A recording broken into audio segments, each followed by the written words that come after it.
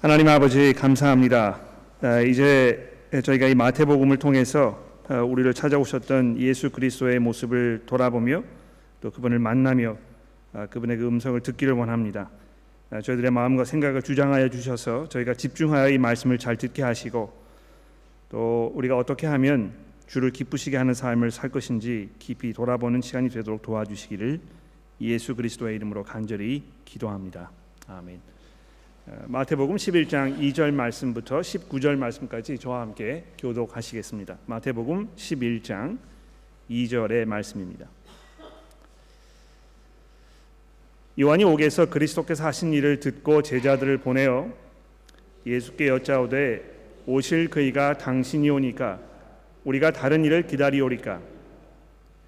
예수께서 대답하여 이르시되 너희가 가서 듣고 보는 것을 요한에게 알리되 맹인이 보며 못 걷는 사람이 걸으며 나병 환자가 깨끗함을 받으며 못 듣는 자가 들으며 죽은 자가 살아나며 가난한 자에게 복음이 전파된다 하라. 누구든지 나로 말미암아 실족하지 아니하는 자는 복이 있도다 하시니라.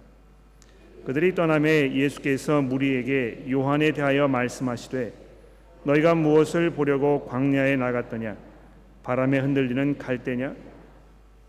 그러면 너희가 무엇을 보러 나갔더냐? 부드러운 옷 입은 사람이냐? 부드러운 옷을 입은 사람은 왕궁에 있느니라. 그러면 너희가 어찌하여 나갔더냐? 선지자를 보기 위함이었더냐? 옳다, 내가 너희에게 이르노니 선지자보다 더 나은 자니라. 기록된 바 보라, 내가 내 사자를 내 앞에 보내노니 그가 내 길을 내 앞에 준비하라 하신 것이 이 사람에 대한 말씀이니라. 내가 진실로 너희에게 말하노니 여자가 낳은 자 중에 세례 요한보다 큰 이름이 없으도다. 그러나 천국에서는 극히 작은 자라도 그보다 크니라. 세례 요한의 때부터 지금까지 천국은 침노를 당하나니 침노하는 자는 빼앗느니라. 모든 선지자와 율법이 예언한 것은 요한까지니 만일 너희가 즐겨 받을진대 오리라 한 엘리야가 곧 이 사람이니라. 귀 있는 자는 들을지어다. 이 세대를 무엇으로 비유할까? 비유하건대 아이들이 장터에서 앉아 제 동물을 불러 이르되 우리가 너희를 향하여 피리를 불어도 너희가 춤추지 않고 우리가 슬피 울어도 너희가 가슴을 치지 아니하였다 함과 같도다. 요한이 와서 먹지도 않고 마시도 아니하매 그들이 말하기를 귀신이 들렸다 하더니 인자는 와서 먹고 마심에 말하기를 보라, 먹기를 탐하고 포도주를 즐기는 사람이요 세리와 죄인의 친구로다 하니 지혜는 그 행한 일로 인하여 옳다함을 얻느니라. 예수께서 우리 믿음의 가장 중심이라는 것은 그리스도인이면 누구나 인정하는 바입니다. 그러나 우리 믿음의 중심이신 예수께서 꼭 성경이 증거하는 예수여야 하는지에 대해서는 모든 사람들이 동의하지 않는 것 같습니다. 성경을 그다지 중요하게 생각하지 않기 때문에 성경이 예수에 대하여 어떤 사실을 증거하고 있는지 잘 모르시는 분들은 자신의 경험과 생각 등을 바탕으로 해서 자기 나름대로 예수의 모습을 머릿속에 그리게 되고 그분은 이런 분일 것이다 이렇게 짐작하게 되는데, 그런 분들은 우리 믿음의 중심이신 예수께서 꼭 성경에 예수님일 필요는 없다고 이렇게 생각을 하는 것입니다. 그냥 자기 마음대로 생각을 그려내는 것이죠. 또 그렇게 생각하는 사람들 중에 어떤 분들은 이 성경이 예수님에 대하여 어떤 점들을 증거하고 있는지 분명히 잘 알지만 이 성경에 소개된 예수님의 모습이 그다지 마음에 와닿지 않거나 또는 매우 못마땅해서 불편하게 생각되기 때문에 그렇게 생각하시는 분들도 있습니다. 예수님의 말씀이 너무 극단적이라고 생각이 되거나 또는 우리에게 너무 무리한 요구를 하고 계신다고 생각이 되면 그분이 이렇게 기쁘게 생각하지 않는 것이 꼭 성경에 있는 예수님을 내가 믿어야 할 필요는 없다. 조금 그 정도 믿기도 하고 또 거기에다가 덧붙여서 내 나름대로의 어떤 예수님의 모습을 내가 덧붙여야 되겠다 이렇게 생각을 하게 되기도 하는 것입니다. 가장 대표적인 요 최근에 벌어지는 일로 예를 들어보자면 아마 이 동성애에 관한 문제를 예를 들 수 있을 것 같아요. 예수님께서 동성애를 반대하셨을 리가 없다. 사람들이 자기 어떤 그 본성을 가지고 태어났기 때문에 자기 본성대로 사는 사람을 예수께서 잘못됐다고 지적하실 리가 없다. 그래서 예수께서는 모든 사람들을 다 받아주시고 그들의 어떤 그 생각이나 풍습이나 습관이나 어떤 성향이나 이런 거를 다 그대로 인정해 주실 것이다. 이렇게 이제 짐작을 하는 것입니다. 그러니까 이 성경에서 예수께서 뭐라고 말씀하시는지 잘 듣지 아니하거나 또는 잘 들었지만 그게 마음에 와닿지 않기 때문에 자기 나름대로의 예수님의 모습을 생각하거나 이런 경우가 있게 되는 것입니다. 그래서 우리가 이 성경을 읽을 때 과연 성경의 저자들이 이 예수에 대하여 어떤 사실들을 우리에게 말씀하고 있는지를 아주 주의 깊게 생각해보고 왜 이런 말씀을 지금 우리에게 전하고 있는지에 대해서 우리가 잘 한번 따져보고 지금 이 마태가 특히 오늘 본문 말씀을 통하여 이 예수 그리스도의 사역에 대해서 우리에게 무엇을 말씀하고 있는지 우리가 주의 깊게 돌아보아야 할 필요가 분명히 있습니다. 그래서 앞으로 한 30여 분 동안 우리 마태복음 11장의 말씀을 함께 살펴보도록 합시다. 예수님의 사역에 대해서 우리에게 이야기하기 이전에 마태가 어떻게 했습니까? 누구에 대해서 먼저 이야기를 마태복음의 시작을 하고 있는지 기억나십니까? 여러분 이 마태복음 3장으로 돌아가 보시면 세례 요한의 사역을 먼저 설명하여 주고 있다는 것입니다. 그러니까 예수님께서 하셨던 그 말씀과 그분의 사역 이런 것을 제대로 이해하기 위하여는 세례 요한의 사역을 이해하는 것이 꼭 필요하다는 것을 지금 이렇게 보여주고 있는 것입니다. 먼저 이 세례 요한의 오음과 그의 사역에 대해서 설명을 한 후에 비로소 그 뒤를 이어서 예수께서 등장하시는 것을 우리가 볼 수 있다는 것이죠. 그래서 잠시 오늘 본문 말씀 11장입니다만 이 3장의 내용을 조금 눈여겨볼 필요가 있겠습니다. 잠시 우리 3장으로 한번 넘어가 볼까요? 여러분 성경을 마태복음 3장으로 잠깐 가주시기를 바랍니다. 여기 보시면 3장 1절에 그때의 세례 요한이 이르러 유대 광야에서 전파하여 말하되 회개하라 천국이 가까워 왔느니라 하였으니 이렇게 하면서 이 설교 사역을 그가 시작하였다고 마태가 우리에게 설명을 해주고 있습니다. 회개하라 하나님의 나라가 가까이 왔다. 5절로 내려가 보십시오. 이때에 예루살렘과 온 유대와 요단강 사방에서 다 그에게 나와 자기들의 죄를 자복하고 요단 강가에서 그에게 세례를 받더니 요한이 많은 바리새인들과 사두개인들이 세례 베푸는 데로 오는 것을 보고 이르되 독사의 자식들아 누가 너희를 가르쳐 임박한 진노를 피하라 하더냐 그러므로 회개에 합당한 열매를 맺고 속으로 아브라함이 우리 조상이라고 생각하지 말라. 내가 너희에게 이르노니 하나님이 능히 이 돌들로 아브라함의 자손이 되게 하시리라. 이미 도끼가 나무 뿌리에 놓였으니 좋은 열매를 맺지 않은 나무마다 찍혀 불에 던지느니라. 아마 이 세례 요한의 그 모습을 우리가 좀 상상해 볼 수 있을 것 같아요. 이 불같은 그런 이 설교 사역을 했던 그런 사람임에 분명합니다. 하나님의 나라가 임하였으니 이 회개하라고 촉구하는 이 세례 요한의 사역이 얼마나 능력이 있는 사역이었는지 지금 보여주고 있는 것입니다. 사방에서 많은 사람들이 이 세례 요한의 설교를 듣고 이 죄를 자복하고 용서를 받기 위하여 그 앞에 모여들었다고 이렇게 증거하고 있습니다. 뿐만 아니라 바리새인과 사두개인들도 역시 나와서 그 자리에 있었다고 설명하고 있는데요. 거기에 더 나가서 뭐라고 얘기하고 있습니까? 이미 도끼가 나무 뿌리에 놓여 있기 때문에 지금 당장 회개하지 않으면 안 될 것을 설교하였던 것입니다. 사람들에게 허락된 시간이 그렇게 넉넉하지 않다는 것을 세례 요한이 강조하였다는 것이죠. 왜 이렇게 긴박하게 왜 이렇게 막 서둘러서 사람들의 이 회개를 지금 강조하고 있는 것입니까? 자기 뒤를 따라오실 분이 바로 코앞에까지 와 계시기 때문이라고 이렇게 알고 있었기 때문이죠. 그래서 이 11절 말씀에 내려가 보십시오. 나는 너희로 회개하기 위하여 물로 세례를 베풀거니와 내 뒤에 오시는 이는 나보다 능력이 많으시니 나는 그의 신을 들기도 감당하지 못하겠노라. 그는 성령과 불로 너희에게 세례를 베풀 것이요 손에 키를 들고 자기 타작마당을 정하게 하사 알곡은 모아 곡간에 들이고 쭉정이는 꺼지지 않는 불에 태우시리라. 이 자기보다 더 능력이 많은 분이 오실 것이라고, 그분에 비하면 자기는 정말 보잘것없는 존재라고 말하면서 예수님을 소개하고 있는데, 이 예수께서 사역을 시작하시게 되면 성령과 불의 능력으로 이 세상을 심판하고 알곡과 쭉정이를 갈라 놓을 것이라고 이렇게 설교를 했던 것입니다.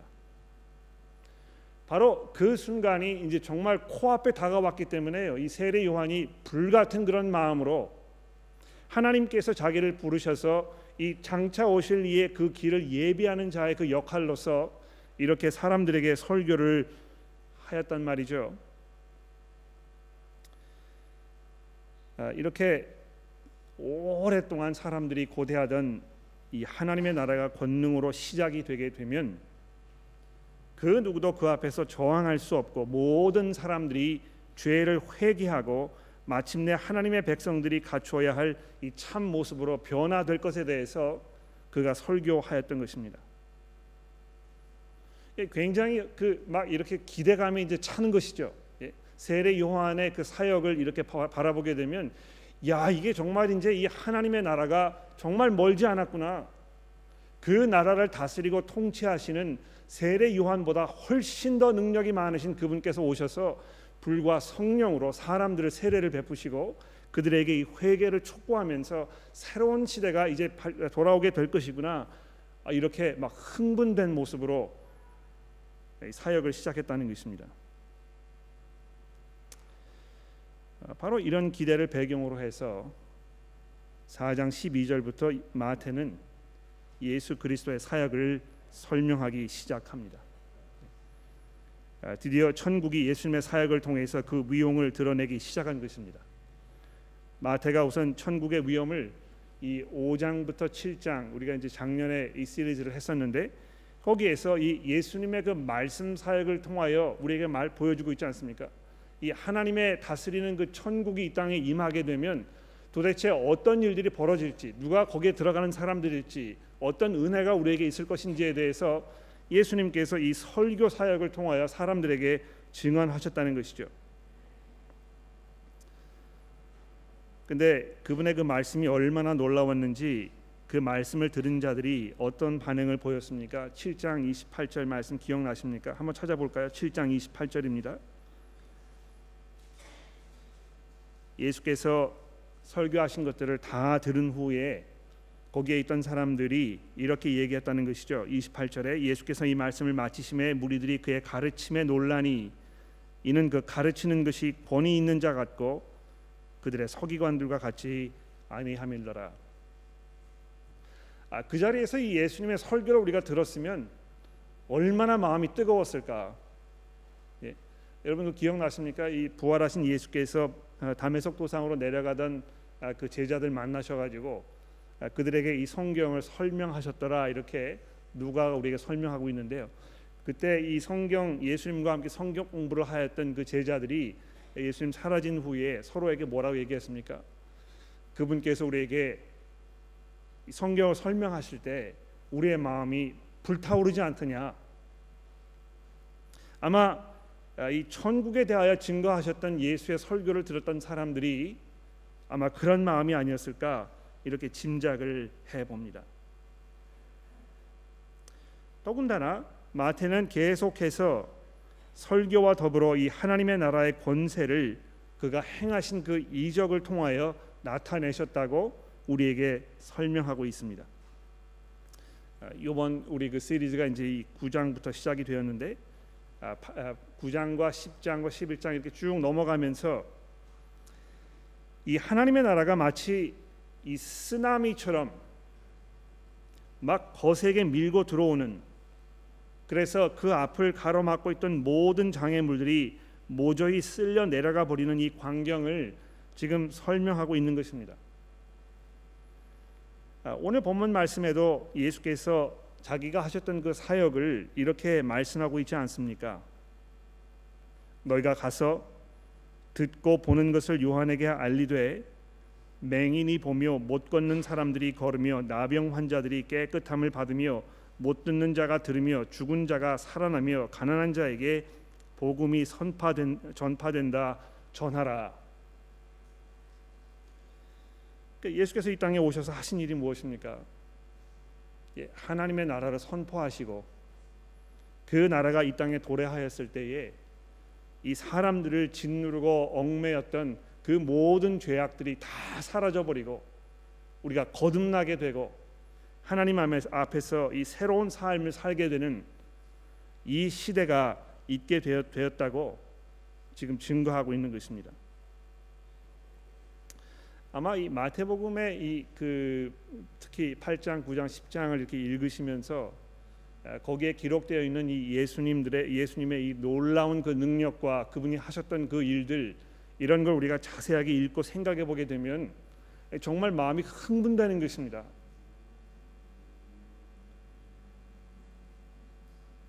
근데 요한이 예수님의 이 사역을 보면서 마음이 흥분되기는커녕 어떻게 되었습니까? 2절 말씀해 보십시오. 요한이 옥에서 그리스도께서 하신 일을 듣고 제자들을 보내어 예수께 여짜오되 오실 그이가 당신이 오니까 우리가 다른 일을 기다리오리까. 이 좀 그 엔티클라이맥스죠, 그렇죠? 이 세례 요한이 이제 이 예수께서 하신 일들을 보면서 옥에 갇혀가지고 북치고 장구치면서 뭐 박수를 치고 그거 봐라, 내가 지금 그 예언했던 대로 일이 잘 풀려가고 있지 않느냐, 이렇게 고백을 했어야 이게 맞아 떨어지는 이야기인데요. 그렇지 않고 예수께서 하시는 일을 보면서 세례 요한이 감옥에서 머리를 긁적긁적하고 고개를 갸우뚱하면서 마음속에 의심이 일어나기 시작했다는 것입니다. 여러분, 그 세례 요한도 마음속에 의심이 일어났다는 사실이 아마 우리에게 큰 위안이 되지 않나 생각합니다. 아마 여러분들도 신앙생활을 하시다가 마음속에 약간 그 의심이 생길 때가 분명히 있을 것입니다. 야, 이거 내가 지금 이렇게 하는 게 신앙생활이 맞는 것인가? 내가 알고 있는 예수님께서 정말 진정한 예수님이신가? 내가 이렇게 산다고 해서 어떤 그 영생의 소망 가운데 과연 있다고 얘기할 수 있는 것인가? 뭐 이런 그 마음속에 의심들이 생길 때가 있잖아요. 저도 있습니다. 그런데 그것이 여러분과 저에게만 있는 일이 아니고요. 세례 요한도 똑같은 경험을 지금 하고 있다는 것입니다. 그래서 제자들을 예수에게 보내요. 지금 이런 질문을 던지고 있는데 무엇이 이 세례 요한으로 하여금 이런 질문을 던지도록 했던 것일까요? 우리 방금 전에 보지 않았습니까? 세례 요한이 설교하기를 지금 이분이 오시게 되면 마치 이 하나님의 나라가 당장 이루어져 가지고 이 거칠 것이 없는 이 하나님 나라의 그 권세가 그 위용을 나타내고 모든 사람들이 순간적으로 변화되고 회개하여 이 참 하나님의 그 왕국이 이제 실현될 것에 대한 어떤 그 확신이 있었는데 예수께서 사람들에게 어떤 그 권세와 능력으로 호령하시면서 사람들의 어떤 그 회개를 이끌어내시기보다는 그저 뭐 이 시골에서 지금 뭐 설교하고 다니시면서 뭐 이 불쌍한 사람들 도와주기도 하고 병 들린 사람 고쳐주기도 하고 이렇게 하니까 자기가 기대했던 것하고 잘 맞아떨어지지가 않았던 것입니다. 근데 거기에 대해서 예수께서 지금 이 자기 사역을 설명하시는 이 내용을 들어보십시오. 맹인이 보며 못 걷는 사람이 걸으며 나병 환자가 깨끗함을 받으며 못 듣는 자가 들으며 죽은 자가 살아나며 가난한 자에게 복음이 전파된다 하라 하셨던 이것이 왜 여기에 있는 것입니까? 예? 왜 예수께서 지금 마태복음에서 이런 기적들을 일으키고 계셨던 것입니까?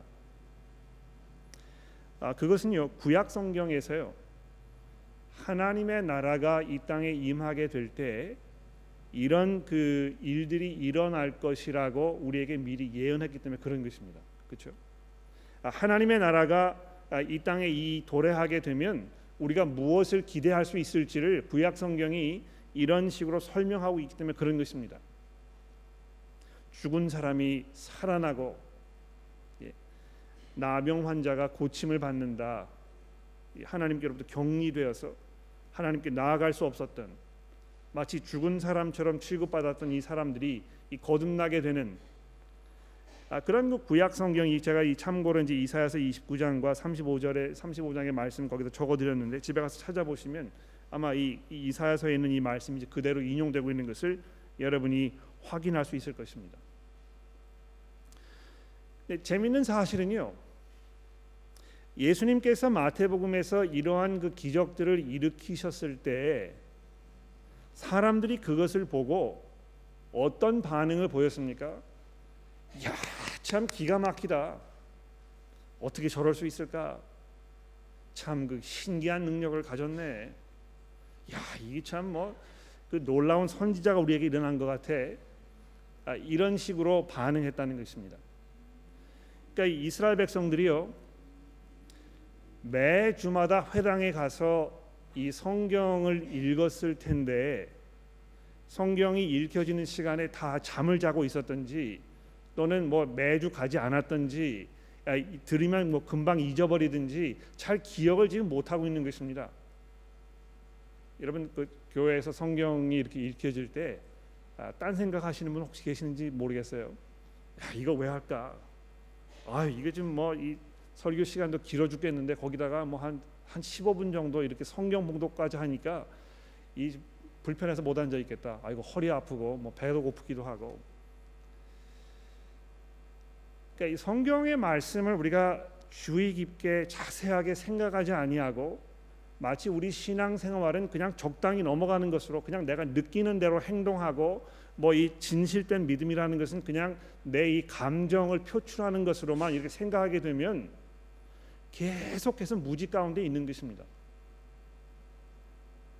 그러니까 이스라엘 백성들이 구약 성경에서 이 선지자들이 이 그리스도의 사역에 대하여 아주 자세하게 친절하게 설명을 해주고 있는데도 불구하고 예수께서 오셔서 그 사역을 감당하셨는데도 아무도 그것을 알아차리지 못했다는 이 사실이 얼마나 안타깝고 답답한 일인지 모르는 것이죠.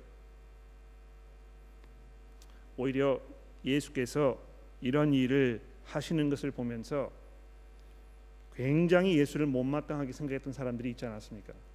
바리새인들이라든지 서기관들이라든지 사두개인들이라든지 어떻게 해서든지 간에 예수를 걸고 넘어지려고 이렇게 했던 사람들이 있었다는 것이죠. 그래서 지금 예수께서 여기 경고하고 계시지 않습니까? 가서 요한에게 이렇게 얘기하지만 6절 말씀해 보십시오. 누구든지 나로 말미암아 실족하지 아니한 자는 복이 있도다. 사람들이요 이렇게 그 예수님 때문에 걸려 넘어진다는 것입니다. 시험에 든다고 얘기하죠. 그런 표현이 지금 여기 설명되고 있어요. 예수님 때문에 지금 이 그 신앙이 올바로 서는 것이 아니고 예수님에 걸려 넘어져 가지고 지금 정신을 못 차리는 것입니다.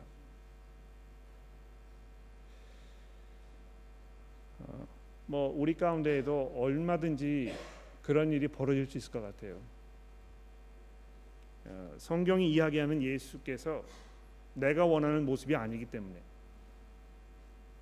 내게 너무 무리한 요구를 하고 계신다고 생각하기 때문에 야 이게 참 예수 너무하시다. 어떻게 이렇게 얘기하실 수 있을까? 이 지난주 말씀에도 기억나십니까?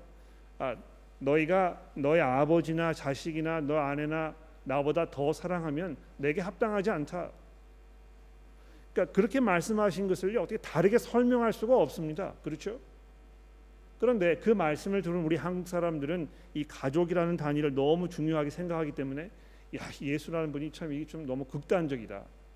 이 광신자를 만들려고 작정했나 보다. 누구든지 자기 십자가를 지고 나를 따라오지 아니하면 내게 합당하지 아니하다 이렇게 말씀하셨던 예수의 그 부르심에 우리가 주저하게 되는 것이죠. 이거 정말 내가 내 가진 모든 것을 다 그분에게 걸고 내가 온전하게 그분의 제자로 그분의 삶에 내 자신을 맡길 것인가? 이 선뜻 마음에 이 결정이 서지 않는 것입니다. 그냥 우리 나름대로 우리 방식대로 그냥 살면서 그냥 내가 원하는 것이 있을 때, 내가 필요한 것이 있을 때, 내가 기도하는 것, 내가 간구하는 것을 그냥 내게 주시는 분, 그냥 내가 이 땅에서 잘 살고 잘 행복하게 사는 그 삶을 보장해 줄 수 있는 정도로의 예수님을 생각한다면 그럼 내가 따라가겠다, 내가 그분 믿겠다 이렇게 생각하지만 나에게 헌신을 요구하시고 내가 이 땅에서 어떤 그 십자가를 지고 가는 사람처럼의 삶을 내게 요구하는 것은 나는 거기까지는 할 수 없다. 예수께 걸려 넘어지는 것입니다. 그렇죠? 누구든지 나로 말미암아 실족하지 아니하는 자는 복이 있다 이렇게 말씀하셨습니다. 자, 그리고 나서 그 이야기를 들은 사도 요한의 세례 요한의 제자들이 예수께 가가지고 이 대답을 잘 설명을 했겠죠.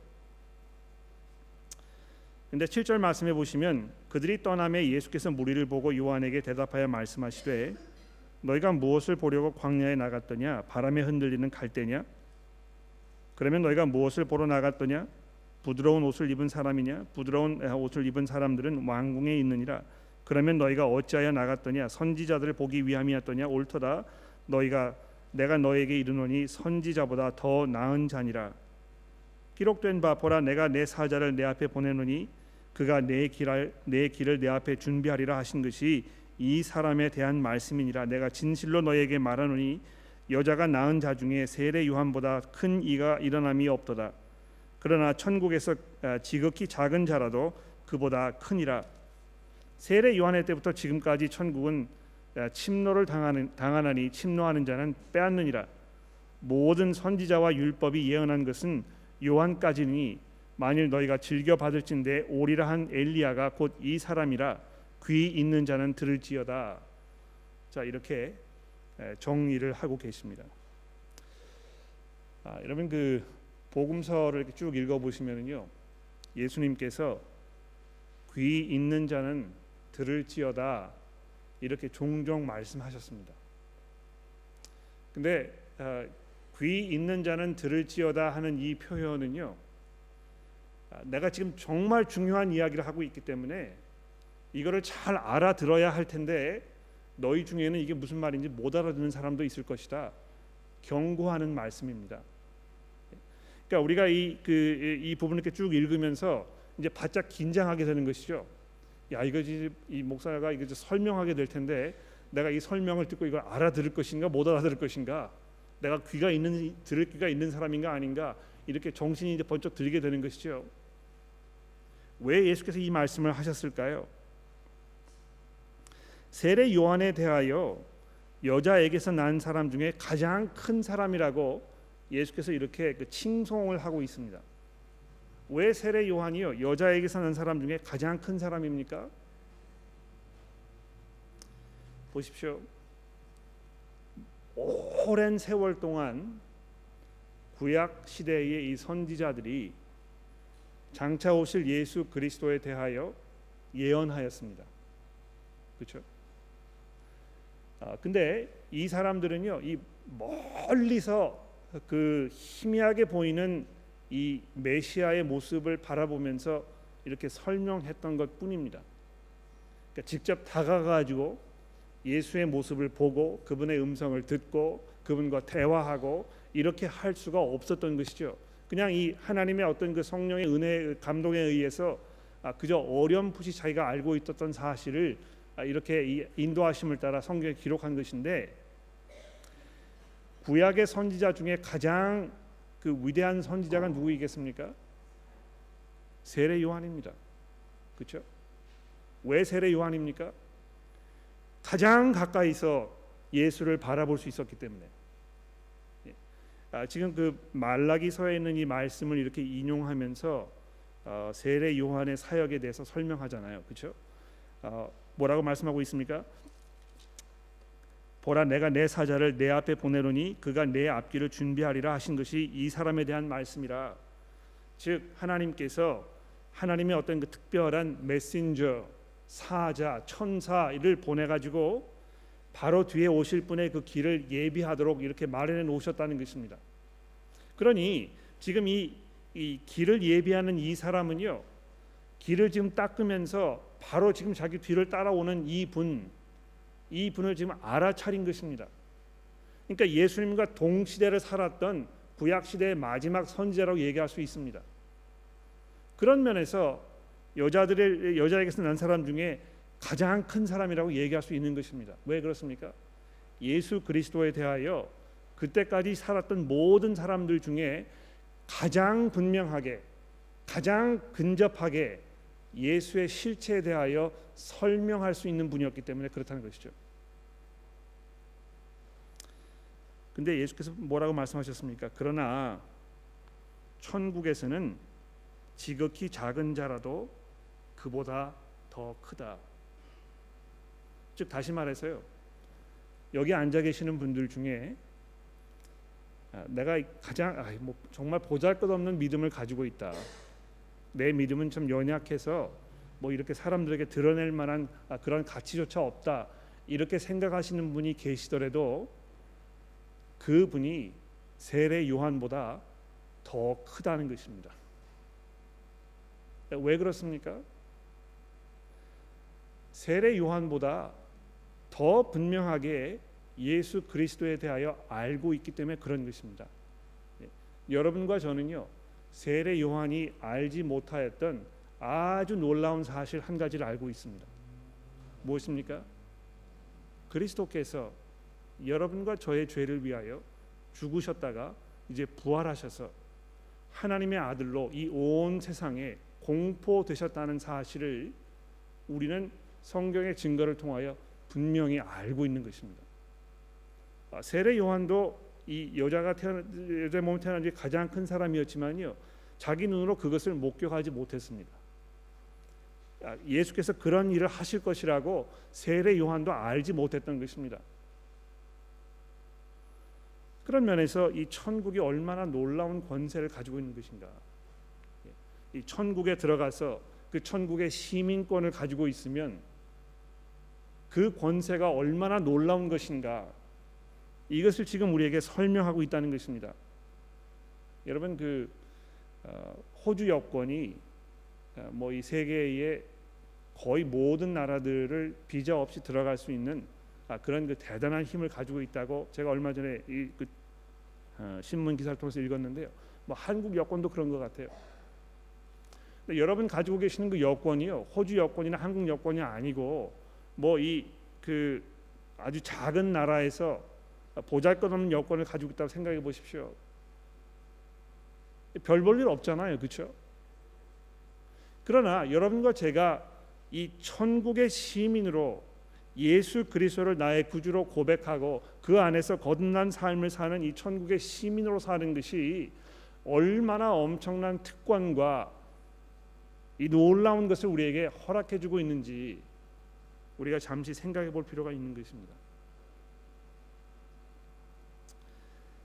자, 그런데 그 말씀을 하시고 나서요, 예수님께서 굉장히 좀 그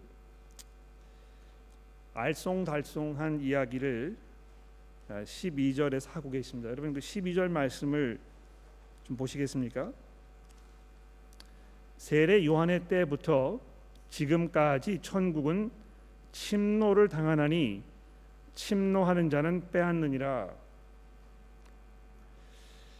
여러분, 뭐 제 설교를 지금 한 35분 동안 들으셨으니까 조금 지루하실 것 같아서 이렇게 한번 해보죠.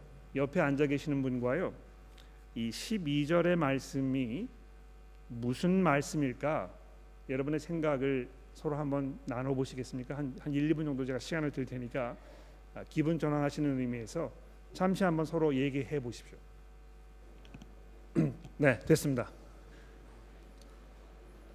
저도 약간 좀 마음이 급해가지고요.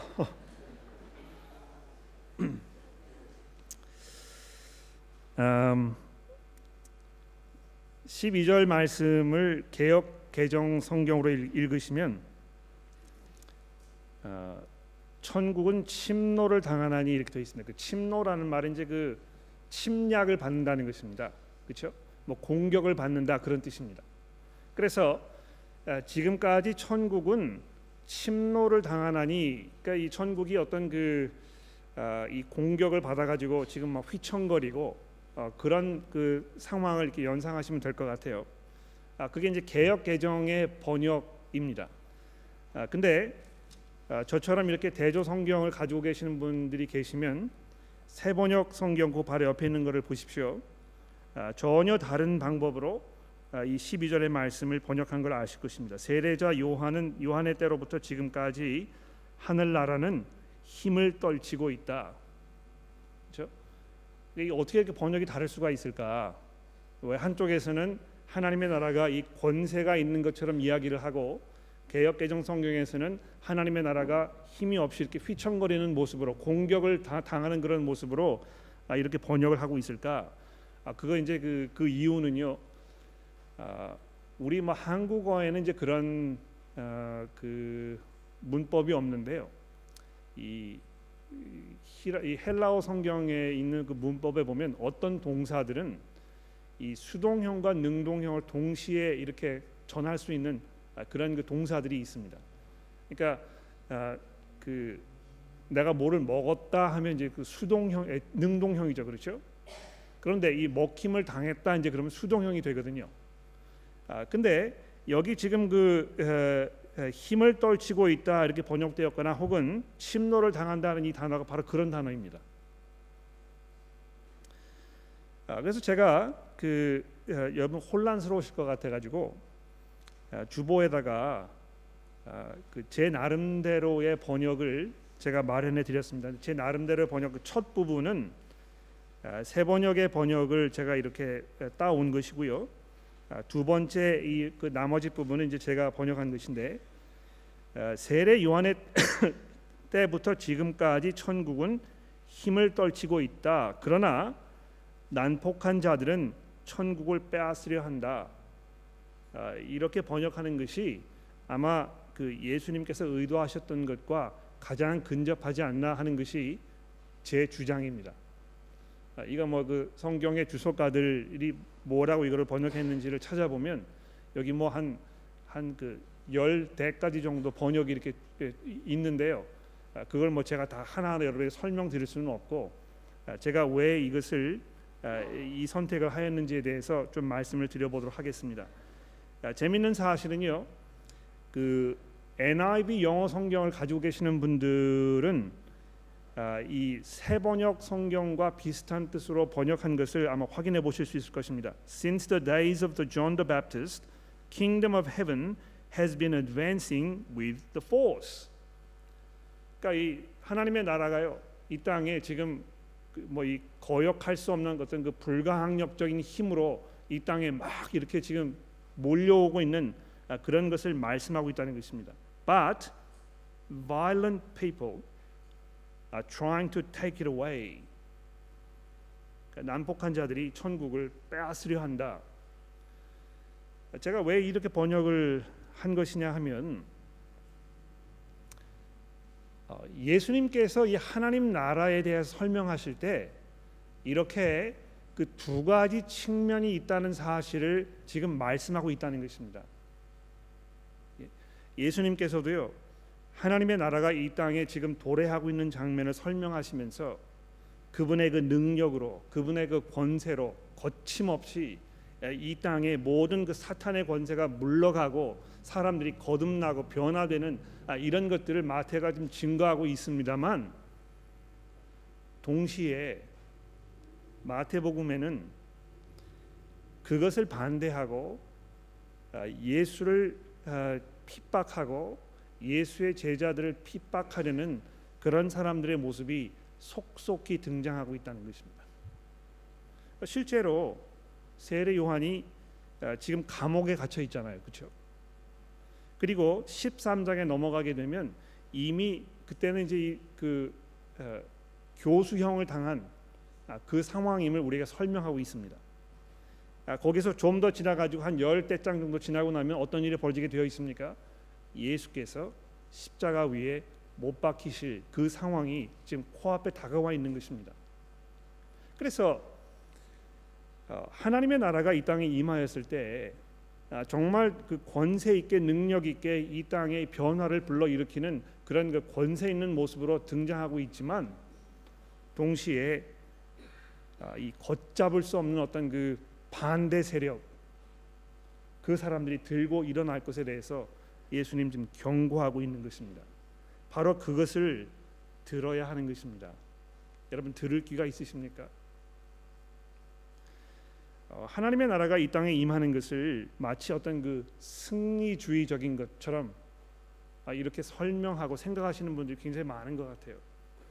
이 땅에 이 그리스도의 문화가 피게하자. 우리가 가서 이 세상을 다 번역시키고 여기 뭐 이 모든 사람들이 이 예수 그리스도의 그 문화 속에 들어가게 하고 그래서 이 사회의 어떤 그 모든 어떤 그 면들 뭐 정치적, 경제적, 사회적, 문화적, 예술적 이런 모든 것들이 다 이 기독교의 그 냄새가 나도록 이렇게 하자. 우리가 얼마든지 그렇게 할 수 있다. 이렇게 그 승리주의 이것을 생각하시는 분들이 굉장히 많다는 것입니다. 마치 우리가 개선 장군처럼 이 세상에서 이 뭐 모든 것을 다 지금 누릴 수 있는 것인 것처럼 이렇게 생각하는 것이죠. 은사주의 교회가 그런 경우가 굉장히 많습니다. 우리가 이 성령의 은혜 가운데 들어가면 뭐 이 기적을 일으키고 뭐 이 걷잡을 수 없이 이 세상을 우리가 통치하게 될 것이라는 어떤 그 기대감, 이런 것이 팽배한 것입니다. 그러나 예수께서 우리에게 무엇을 경고하고 있습니까? 하나님의 나라가 이 땅에 도래하게 되면 예수께서 재림하시기 이전까지 해산의 고통이 있을 것이라고 우리에게 경고하고 있는 것입니다. 여러분의 삶 속에서 그리스도인이기 때문에 이 해산의 고통을 겪고 있잖아요. 그렇지 않습니까? 그리스도인으로 사는 것이 얼마나 어렵습니까? 내 죄와 싸워야 하고 그리스도를 증거하는 일이 정말 정신적으로 육체적으로 피곤한 일이고 많은 희생을 요구하고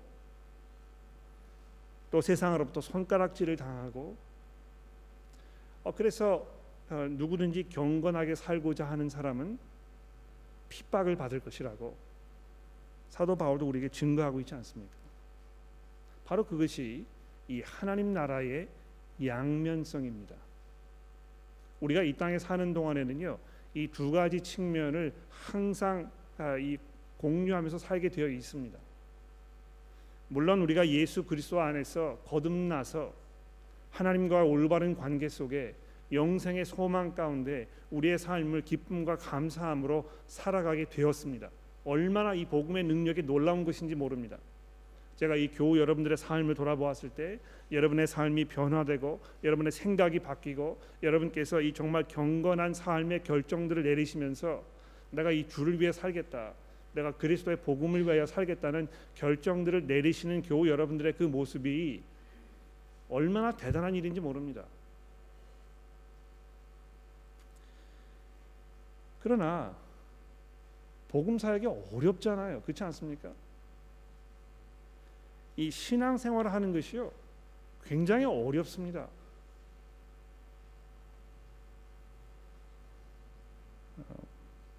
성도 여러분들께서 정말 그 열심히 일하시고 또 교회에 오셔서 헌신하고 수고하고 애쓰시고 이런 모습을 보면 제가 숙연해지고 또 감사하게 생각되는 부분이 얼마나 많은지 모릅니다. 또 그 가운데에서 여러분들에게 분명한 어떤 그 해산의 고통이 있는 것입니다. 그렇지 않습니까?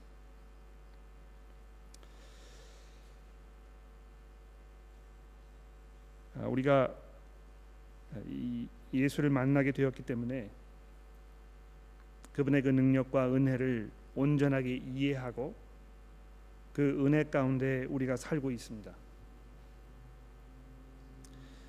그러나 동시에 예수 그리스도께서 이 땅에 오시기 이전까지 우리에게 많은 어려움이 있을 것이고 우리가 그만큼 희생하지 않으면 안 되고 바로 그런 일들 때문에 예수로 인하여 실족하는 사람들이 분명히 있을 것입니다.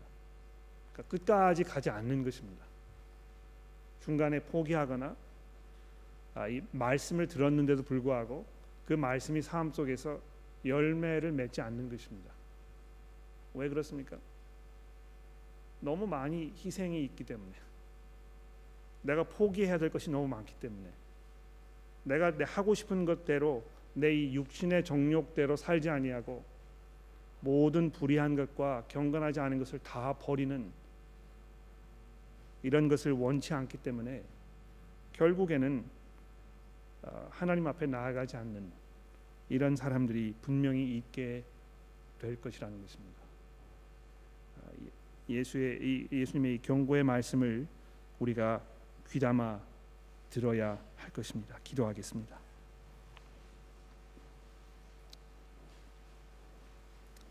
하나님 아버지 감사합니다. 예수께서 이 땅에서 사역을 하셨을 때에 진리를 감추지 아니하시고 사람들에게 그것을 증거하시며 우리들에게 친절히 가르치시고 또 우리의 가졌던 모든 생각과 우리의 주장들을 정면으로 도전하셨던 것을 우리가 기억합니다.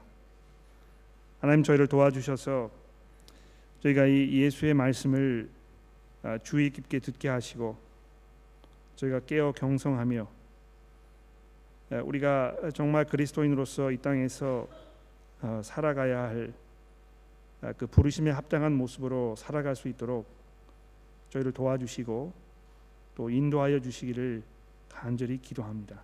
예수 그리스도의 이름으로 기도합니다. 아멘.